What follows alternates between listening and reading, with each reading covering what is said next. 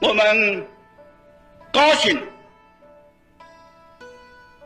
复兴基地农工商各界的发展进步。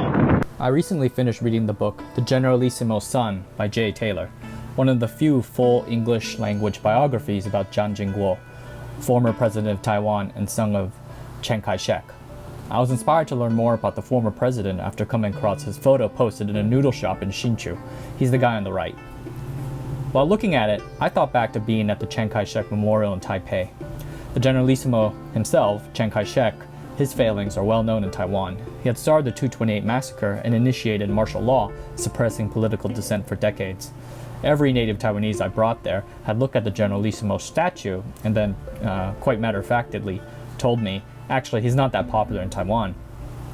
But Chiang Ching-Kuo, his son, much more interesting. He's not as well known as the Generalissimo, but whenever I bring him up, they seem more rather almost to say approving of him. Despite also being a dictator, native Taiwanese almost seem to like him. The book itself follows the thread of his life and that of his father, Chiang Kai-Shek, the once leader of the Chinese mainland who lost to the communists and retreated to Taiwan. It also briefly touches upon communists like Mao Zedong, Zhou Enlai, and Deng Xiaoping.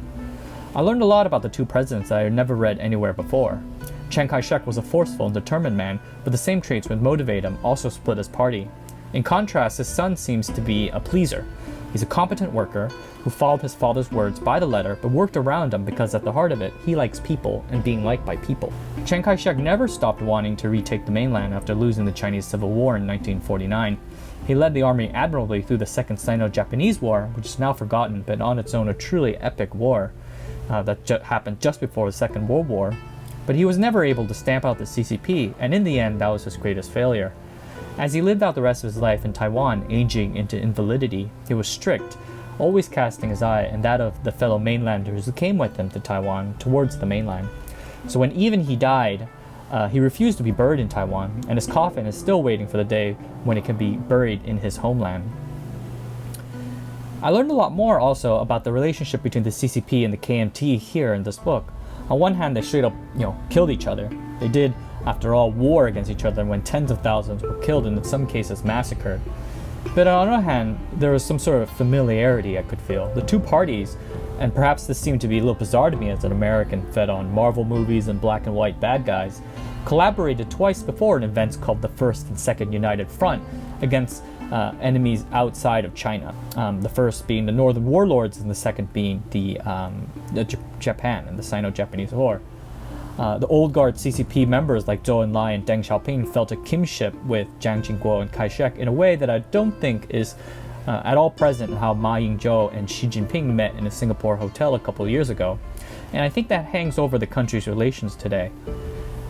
In contrast to that awkward meeting in November 2015, the CCP and the KMT back in the volatile 50s and 60s were united in this desire to unify what they saw as a divided China. A China that had been divided for over 100 years. Here's an interesting example that is new to me and not mentioned in the Wikipedia article on the Second Taiwan Crisis. At the time, China was shelling the symbolically vital island of Jinmen, just 4 miles off the Chinese island of Xiamen. At the time, the US had been putting pressure on the Chiangs, letting them know that while the US had promised to protect Taiwan, that protection did not extend to Jinmen. If the Chinese wanted to take Jinmen, they could just swim up and do it. The odds of another battle of Jinmen where the Taiwanese stopped the CCP straight in their tracks was minuscule. Many years later, longtime head of China's intelligence security, Chao Shi, reminisced that the Chiangs had sent a message to Zhou Enlai through intermediaries in Hong Kong that if the CCP did not stop their shelling, then the KMT would have to succumb to what the Americans wanted and withdraw from Jinmen. So Jinmen, this tiny island 4 miles off the mainland, was a symbol of the KMT's claim to the Chinese mainland, and thus a sign that there is one China. The CCP reduced the shelling because they knew if the Taiwanese withdrew, then it would all but confirm that there were two Chinas. Neither the KMT nor the CCP wanted that to happen. They both wanted one China. And then as time passed over the decades, the two parties turned something to kind of like it was almost like a kinship. The CCP acted in a way that demonstrates the intimacy that only blood brothers who fought a lot could have known and felt towards each other. For example, has ties towards Between the warmth in the 60s and 70s, orders came out from the Central Committee out to the small town in northeast China, Shikuo, that the graves of Chiang Kai-Shek's first wife and mother should be cleaned in accordance with Chinese customs. Taiwan itself never waned from its rhetoric of destroying the Communist Party and retaking the mainland, but at that point it was become so ridiculously unlikely that it feels that they did it more for appearance's sake than anything. And in the end, it feels like they almost needed a little more time, yet another decade of warming relations, perhaps reunification under the one country, two systems policy, their failings today at Hong Kong notwithstanding, could have happened. There is a quote that I have not found anywhere else but in the book by Deng Xiaoping upon hearing the death of Chiang Ching-Kuo, in which he said, were Chiang Ching-Kuo was still alive, quote unquote, the reunification of China would not have been as difficult or complicated as it is now. The KMT and the CCP have cooperated twice in the past. I just don't believe that there cannot be a third cooperation between us. It is a pity indeed that Ching-Kuo died too early. I read an earlier criticism that Chiang Ching-Kuo did nothing amazing with the eventual opening of Taiwan. The most admirable thing that he did, this criticism argued, was to allow it to happen. I wonder to what extent that's true. It seems to me that the same liberalizing forces that were sweeping through Taiwan were also taking China by storm, and that's notable for another couple of reasons. How the ruling parties reacted to those forces marked their differences. Deng Xiaoping, Chiang Ching-Kuo's classmate in Russia, decided that it had to have been turned back, which he did in a really bloody way in June.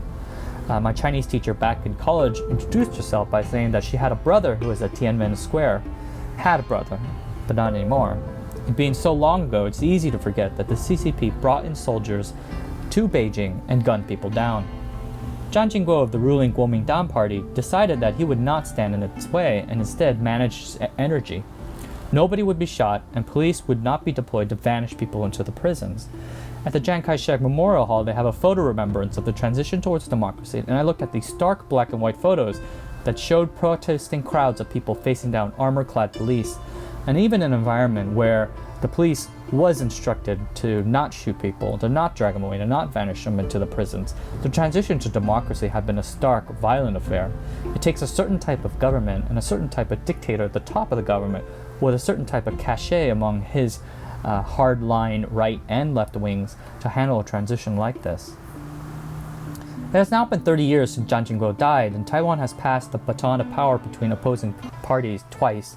He was an ailing man at his death, letting go of the threads of power in a way few dictators can and were able to do.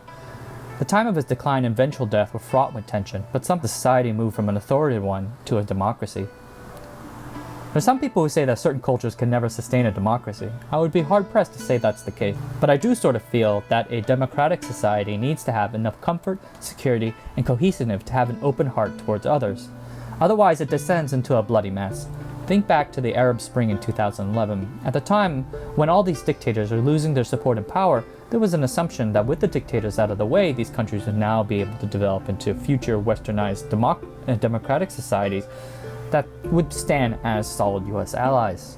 But that did not turn out to be the case. Just because a dictator collapses does not one-to-one lead to a westernized democracy. It was less a pull towards democracy than a push away in a particular dictator. The society that these dictators had ruled over were broken along tribal and racial lines that the dictators often had to support to stay in power. And for example, they would talk to the minorities, the minority races, and say sort of like, if you do not support me, then there will be slaughter of you if the majority ever comes into power. So the problem was that when the dictator loses that power for whatever reason, the country splits, and what often happens is that the majority elects an unacceptable leader, a type of populist who preys among the minorities, which could lead to ethnic cleansing, civil war, etc., etc. This happened in Egypt with Mubarak and his elected successor Morsi, who was eventually overthrown by the military. 1980s Chiang Ching-Kuo had a different set of cards than 2011 Egypt. On the plus side, Taiwan was a prosperous society with a growing economy and a surprising amount of economic equality amongst its people. Their natural geography, an island, added to the natural cohesion of the country, and Chiang Ching-Kuo helped further encourage that with the creation of various roads and transportation networks to unify the people and make them feel as one. At the same time, there was the potential for extensive conflict. There was a unique refugee-type situation. Taiwan had absorbed over 1 million mainland immigrants at the end of the Civil War, and they ended up and these immigrants had taken power and ruled over the Taiwanese majority. A dictator could have exploited this in a negative way, dividing Taiwan into two and further deepening their differences to stay there. But surprisingly, Chiang Ching-Kuo began, against the wishes of the incumbent members of the KMT, a process of which he called Taiwanization, ending the days under mainlander minority control. By elevating members of the Taiwanese majority into control and ceding the party to them, he co-opted a split by mainlander Taiwanese lines and kept his own Kuomintang party in power when they eventually did hold popular elections. And that he did hold elections was an achievement itself, for that was further along than what the CCP ever did. And I think that something that's very noticeable and laudatory is that he took the time to make his Kuomintang party a party that people actually wanted to have in power, that people wanted to actually elect them, which meant that he had to spend many years sort of spiffing them up and sort of working hard to make that a party that could be competitive in a popular election.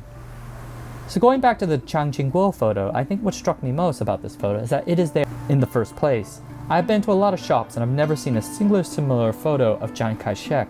There are a lot of his statues about, remnants of his propaganda drive, but they're treated more like part of the scenery rather than something that could be an intimate thing that can be put in a family photo on the wall. Chiang Ching-Kuo was a dictator who oversaw a brutal security regime in which thousands were imprisoned and hundreds were killed. His party also oversaw the assassination of a dissident living overseas in San Francisco, and he also worked hard secretly to develop a nuclear weapons program. And before all that, he also worked with his father to massacre his kingmen by the thousands during the Civil War. I think it can be acknowledged that he did these horrible things, but I also think it can be acknowledged that he accepted Taiwan's future as a democracy and worked towards making it happen the best way that he knew how.